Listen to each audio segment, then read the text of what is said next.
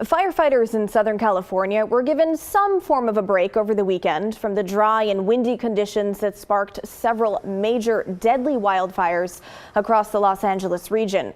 The first significant storm of the season brought snow and rain that helped to stop the flames, but also contributed to ash and mud flooding some streets.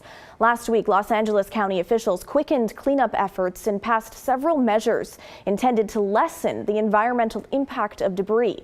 Experts are warning that ash and debris in recent burn zones is a toxic mix of burned cars, electronics, batteries, paints, and other materials that could contain harmful chemicals. Now here's a look at the burn areas as they stand right now, according to Watch Duty. Firefighters have almost completely contained the three major fires. The Palisades Fire showing 95% containment, the Hughes Fire showing 98%, and the Eaton Fire showing 99% containment. Now officials are shifting their focus to what caused them. And several crews from Oregon, including members of Portland Fire and Rescue, went to LA to help fight the fires. So we want to bring in live now one of those firefighters, Nick Borton. He's based out of Station 19 and has been part of Portland Fire and Rescue for almost 17 years. Nick, thanks for coming on the show. Yeah, thank you for having me. So first, welcome back. You returned from California this past weekend. So tell us, what was it like getting that call to go to LA? Well, the initial call came in Tuesday night that they were just putting a list together because they weren't for sure if they were going to need resources down there right at first. And then come Wednesday morning was my normal shift day, and driving into work in the morning, we got activated. So we had a couple hours to muster our gear together and form up at training to get ready to start the drive down there. And get down there as soon as we could so that we could effectively help out. Wow, so quick turnaround. When you got there, what was it like? Where did you and your team start? So I was part of the strike teams that were assigned to the Palisades Fire. And on our first shift, we were up in the Palisades neighborhood. And then we eventually got pushed down to the Mandeville Canyon area, where the fire was starting to work up the ridge and crest over the ridge side and go down to where all those homes are. So we posted up on houses all throughout the night, prepping houses, doing whatever we could. We had aerial support coming in, dropping water loads after water loads all throughout the night. So I'm curious. Yeah. I'm curious, were there any particular challenges with these fires that you faced?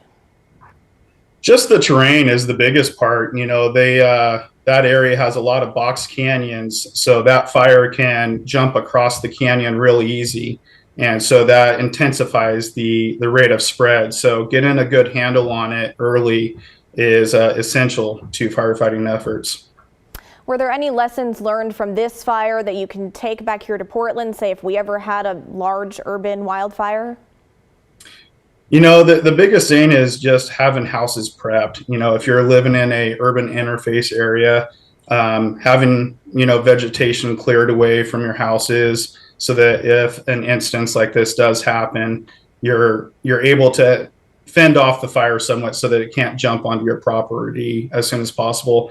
And I tell you what, a lot of those houses down there had sprinkler systems on their roofs to help cool down their house and wet it down and prevent the fire from spreading. So, you know, here in Oregon, many of us, we only saw photographs and videos. It was horrifying to watch. I can't even imagine being there as a first responder. But tell us, did you witness anything that you can't unsee that still sticks with you?